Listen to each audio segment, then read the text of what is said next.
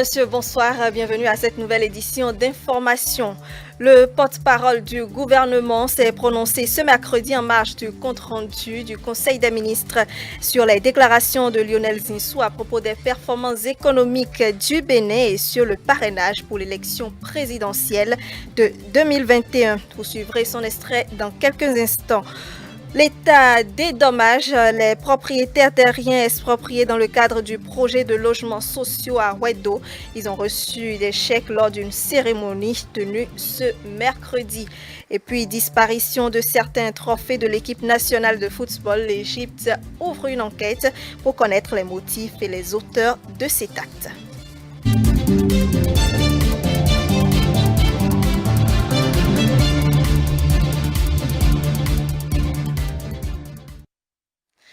Des citoyens de plusieurs villages de l'arrondissement de Bori, commune de Ndali, se mobilisent pour la réparation de l'une de leurs pistes rurales. C'est une route qui se retrouve très dégradée. La population a décidé donc de ne pas attendre les autorités avant de s'engager à améliorer son état pour diminuer son calvaire. En mission dans la commune de Ndali, une de nos équipes de reportage les a vus à l'œuvre. Reportage. De gros trous en pleine chaussée sur cette route très pratiquée par des habitants de plusieurs villages de l'arrondissement de Bori dans la commune de Ndali. Par endroits, ce sont des arbres qui jonchent les abords immédiats de la route, empêchant la libre circulation. Depuis environ 40 ans que cette voie a été prise en charge par l'État, pratiquement elle a été oubliée. Même au milieu de la voie, nous constatons qu'il y a des îlots, il n'y a même plus de fossés. Donc l'eau ne fait que circuler au bon milieu de la voie et d'un village à un autre, c'est un parcours du combattant. Et ça a laissé qu'il y a des braquages un peu partout. De ce fait, il y avait des projets, il y avait des initiatives qui sont passées et les gens sont venus même pour dire qu'ils vont pouvoir bitumer, etc. la voie, mais toutes les tentatives sont restées vaines. Les habitants des villages concernés ont décidé de prendre leur destin en main en initiant depuis plusieurs week-ends déjà une action communautaire de réparation de la route Bori-Kori passant par Marigourou et Témé avec un travail à la chaîne. Il y a d'autres qui creusent du sable et qui envoient. Il y a d'autres qui sont en train de creuser des carnivaux, d'autres sont en train de couper les arbres aux abords de la voie, d'autres sont en train de remblayer, d'autres sont en train de ramasser des graviers, d'autres sont en train de ramasser des cailloux, d'autres sont en train même de tracer des endroits où l'eau va passer pour que ça ne vienne plus au niveau de la voie. Les tracteurs qui sont là, c'est les paysans qui ont ça. Ils ont décidé de mettre ça à la disposition de ces villages sans agence, ce n'est pas par location. Vous voyez des arbres qui traversaient déjà les routes, que les populations ont pris de bonnes initiatives pour vraiment aérer et laisser l'espace libre aux passants. Les citoyens de ces villages, soutenus par les cadres de leur localité, espèrent une réparation plus sérieuse de leur route et pour cause. La commune de Ndali fait partie des meilleures communes productrices, que ce soit du coton ou du vivrier. Sur les 8 communes que compte le Borgou, toute production confondue, Ndali vient en 3e position. Et je crois que cette initiative est vraiment opportune pour que la production puisse sortir hors de la commune pour être commercialisée. Et quand on parle de la commune de Ndali, l'arrondissement le plus producteur, c'est l'arrondissement de Bori. Du coup, ne pas pouvoir réparer cette voie qui réunit tous les gros villages de l'arrondissement, ça serait une perte pour la commune, voire une perte pour la nation. En attendant l'aide de l'État, pour l'heure, les arrangements qui se font ne sont que précaires pour des solutions provisoires. Un cri de cœur au gouvernement pour venir au secours des populations de ces gros villages-là qui sont animés de bonne volonté, que ce soit en termes d'initiative ou en termes de production, pour que au moins leurs produits puissent être commercialisés en dehors de leur commune. Et pour que les transporteurs aussi soient à l'aise dans le transport. Nous demandons au gouvernement de vraiment nous venir en aide. Le coton, le maïs ou le soja, nous avons assez de difficultés pour faire écouler nos produits agricoles. Nous vous prions de porter notre message auprès de la bonne oreille afin que les autorités se rappellent de nous. Il faut tourner un regard vers les agriculteurs, vers les producteurs de nos communautés, de nos villages, de nos communes rurales. Faut-il le rappeler, le meilleur producteur de coton du Borgou, originaire de Marégourou, se trouve dans cette localité où les routes sont devenues très peu praticables. Le parrainage à la présidentielle de 2021, les déclarations de Lionel Zinsou sur les performances économiques du Bénin sont entre autres les sujets abordés par le porte-parole du gouvernement lors du Conseil des ministres de son compte-rendu. Donc, ce mercredi, je vous invite à suivre un extrait de son intervention pour plus de précision. Le parrainage résulte d'une réforme et est un critère qui donne tout son sens à la réforme du système partisan, à l'efficacité du système partisan. Le parrainage, et j'ai eu l'occasion de me prononcer là-dessus, est à tort considéré comme un verrou alors qu'il s'agit ni plus ni moins d'un filtre qui fait barrage aux candidatures pléthoriques et fantaisistes. Où les personnalités qui se sentent en mesure d'aller à l'élection présidentielle sont libres de démarcher les députés et maires pour obtenir ce parrainage. Quand je dis démarcher, c'est d'entreprendre des démarches et convaincre ces élus de leur conférer ce parrainage. Les jeux sont donc ouverts de sorte qu'il me paraît inopportun d'ouvrir un front sur ce parrainage et de considérer que cette méthode de sélection qui a bien fonctionné dans bien des pays, considérés comme démocratiques, considérés comme de vieilles démocraties, ces acteurs ont bien tort de penser que ce système ne peut pas fonctionner dans notre pays.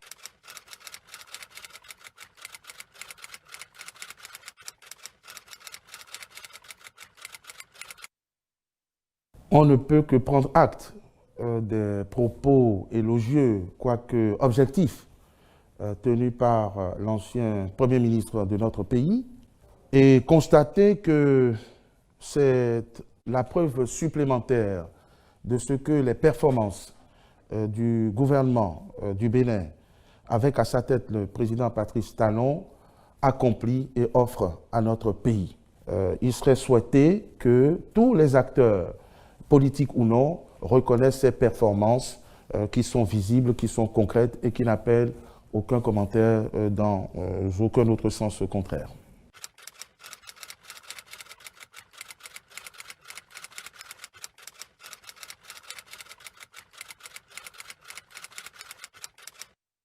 Il s'agit de sa version et que de sa seule version. La version que les Béninois doivent avoir, c'est celle de notre pays qui progresse. La version que les Béninois lisent et retiennent, c'est celle des pages du développement qui s'ouvrent sous leurs yeux au quotidien, avec eux, grâce à leurs efforts, grâce à leur argent, qui contribuent plus efficacement à améliorer leurs conditions de vie, d'existence.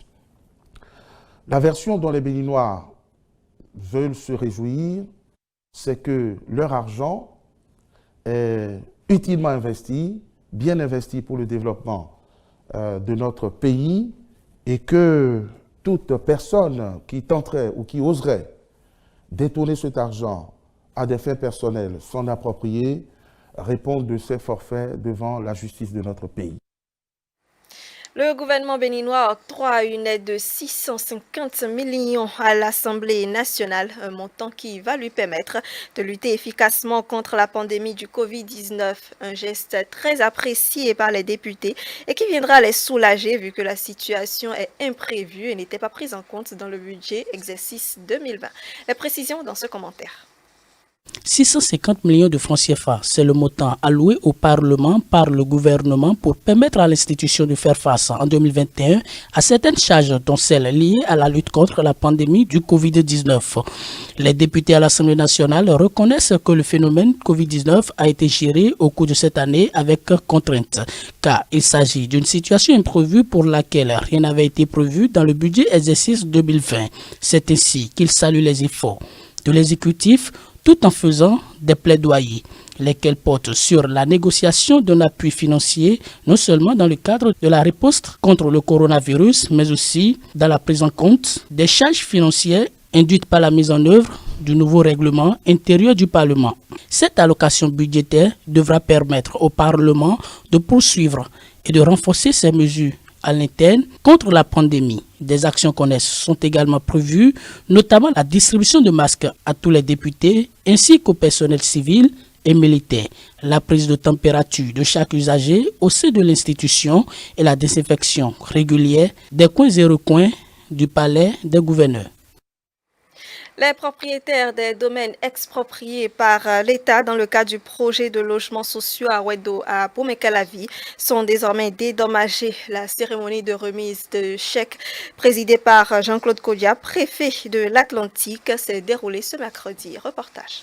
Le gouvernement de la rupture joint l'acte à la parole. Désormais, les propriétaires des domaines expropriés par l'État dans le cadre de la construction des logements sociaux dans l'arrondissement de Wedo à Bomekalavi sont indemnisés. Après quelques résistances, le grand nombre entre déjà en possession de leur chèque. Cette cérémonie, pour moi, est la preuve de ce que, mieux que par le passé, les droits du citoyen au Bénin sont reconnus et garantis. Ce qui se fait, c'est pour l'intérêt général. Et en définitive, vous verrez que c'est pour vous.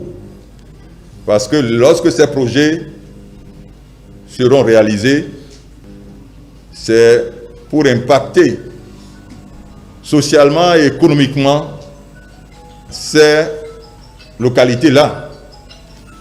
Et Dieu sait que Bomekalavi a été vraiment un enfant chéri du PAG. À l'occasion, les hommes avec qui ont pris la parole pour montrer l'importance du projet de la construction des 11 000 logements sociaux. Aussi rassurent-ils de la transparence dans les opérations d'expropriation. 11 000 logements sociaux au profit de la commune de Bomekalavi en général et surtout en particulier au rayonnement de l'arrondissement de Wedo.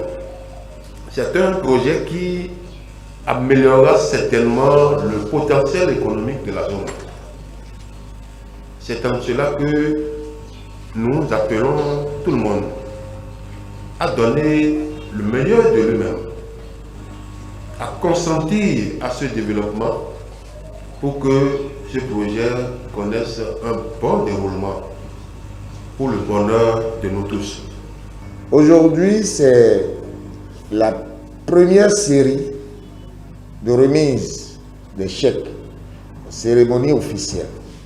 À cette cérémonie fera suite d'autres remises de chèques pour les dossiers qui seront prêts au fur et à mesure. Nous n'avions noté aucune grande entrave ou obstacle au processus, notamment durant les opérations de commodo et incommodo, et non plus durant la phase de collecte des données.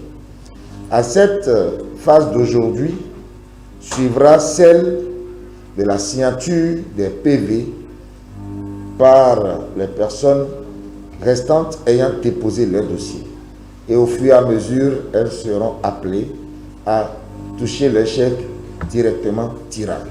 Les personnes affectées par le projet ont remercié le chef de l'État pour la promesse tenue, tout en invitant leur père retardataire à déposer leur dossier dans les délais requis pour être pris en compte dans la remise de chèques.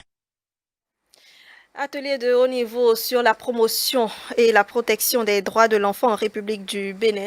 Il regroupe les acteurs et les députés à l'Assemblée nationale pour réfléchir sur les droits des enfants et doter notre pays des armes fortes pour lutter efficacement contre la maltraitance des personnes les plus vulnérables. La cérémonie d'ouverture s'est tenue ce mercredi à Cotonou. Elia Adjira.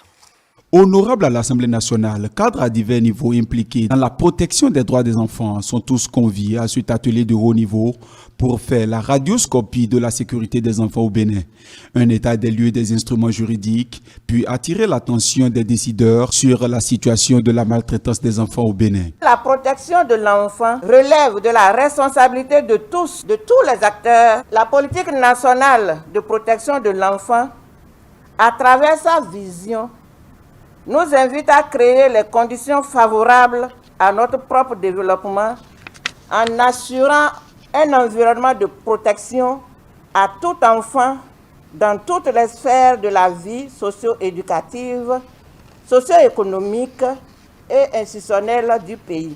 Cet atelier s'inscrit dans la dynamique de la préservation des droits fondamentaux des enfants, la protection des plus vulnérables et de garantir à tous les enfants les mêmes chances égales. C'est pourquoi il reçoit le soutien favorable de l'UNICEF. Préoccupé comme chacun de nous pour la promotion et la réalisation des droits de l'enfant, je voudrais, du haut de cette tribune, plaider en faveur de conditions nécessaires pour la réalisation des droits de l'enfant au Bénin. Je voudrais vous rassurer de la disponibilité de l'UNICEF à continuer d'œuvrer aux côtés du gouvernement, de l'Assemblée nationale et de tous les acteurs de la vie nationale pour défendre, promouvoir et appliquer le respect des droits de tous les enfants au Bénin. Au regard des résultats peu reluisants exposés aux représentants du peuple, les députés comptent jouer leur partition afin de doter le Bénin d'un national juridique favorable pour la protection des enfants. Conscient de tous ces défis inhérents à la protection et à la promotion des droits des enfants et de la mission qui est la sienne, la 8e législature de l'Assemblée nationale souhaite que les échanges au cours de cet atelier soient fructueux afin que le Parlement s'en inspire pour mieux assumer sa responsabilité. La ministre des Affaires sociales, quant à elle, exhorte les différents acteurs à davantage travailler pour qu'au terme de ce présent atelier, des propositions fortes soient faites en faveur de la protection des enfants. En ratifiant la Convention relative aux droits de l'enfant le 3 août 1990, le Bénin a ouvert pour ses enfants une ère qui les rend titulaires de droits.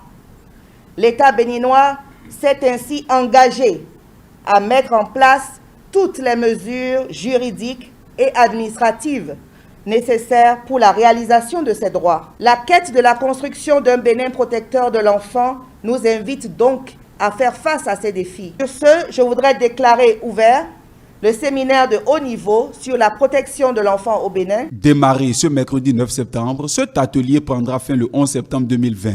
Il sera ponctué de plusieurs communications et des débats autour de la situation des enfants au Bénin. Et puis on va en Égypte où, suite bien sûr à la disparition de certains trophées de l'équipe nationale, le pays a ouvert une enquête pour connaître les motifs et les acteurs et les auteurs plutôt de cette grande perte du patrimoine footballistique du pays. Reportage de nos confrères de CCTV+. Le siège de l'Association égyptienne de football accueille d'ordinaire l'exposition de ces victoires depuis des décennies. Les trophées remportés par l'équipe nationale de football décorent son entrée afin que tous les visiteurs puissent admirer la gloire des pharaons. Toutefois, alors que l'actuel conseil d'administration par intérim préparait une nouvelle installation à la façon d'un musée, il a été surpris de découvrir que de nombreuses récompenses avaient disparu. L'Association égyptienne de football a lancé une enquête sur la disparition d'un certain nombre des trophées qu'elle a remportés tout au long de son histoire. L'enquête va aussi faire l'inventaire de tous les biens actuels de l'association. Nous allons évaluer si les trophées ont été perdus dans le feu qui a ravagé le bâtiment en 2013. Nous avons également perdu de nombreux documents importants des dernières décennies. L'incendie de l'Association égyptienne de football en 2013 était immense. Il est possible que les trophées aient été détruits dans l'incendie. Il est aussi possible qu'ils aient été pillés ou que quelques joueurs de l'équipe nationale en aient gardé certains en sécurité chez eux. Le problème est qu'il y a un chaos à l'UEFA. Il devrait y avoir pour toutes ces années des registres avec tous les biens et une liste de ceux qui sont manquants. Le fait que l'UEFA soit surprise est choquant. L'UEFA n'a pas annoncé l'existence d'une liste détaillée des biens manquants. Toutefois, un cadeau de la Coupe d'Afrique des Nations, une réplique du trophée de la Coupe d'Afrique des Nations, fait partie des biens manquants, de même que d'autres trophées, des médailles et même des documents. Ce n'est pas une grande perte financière. Les trophées sont des répliques par les originaux, mais c'est assurément une grande perte pour le patrimoine footballistique d'une grande nation africaine telle que l'Égypte. Je pense que toute cette affaire ne contribue pas à la réputation de l'UEFA et qu'elle lui a déjà amené une certaine négativité. J'espère juste que l'UEFA nous fournira bientôt des réponses afin que tout ce scandale soit contenu. À l'heure actuelle, aucun membre du conseil d'administration n'a encore pris l'initiative de faire l'inventaire du patrimoine et des biens du football égyptien. Mesdames et messieurs, ce sera tout pour cette édition d'information. Retrouvez nos différents programmes sur notre site internet www.etelebenin.com, sur notre chaîne YouTube et page Facebook en tapant ETélé Bénin. Et retrouvez bien sûr juste après moi Romuald Houi pour la suite du Grand Soir. Bonne soirée à tous.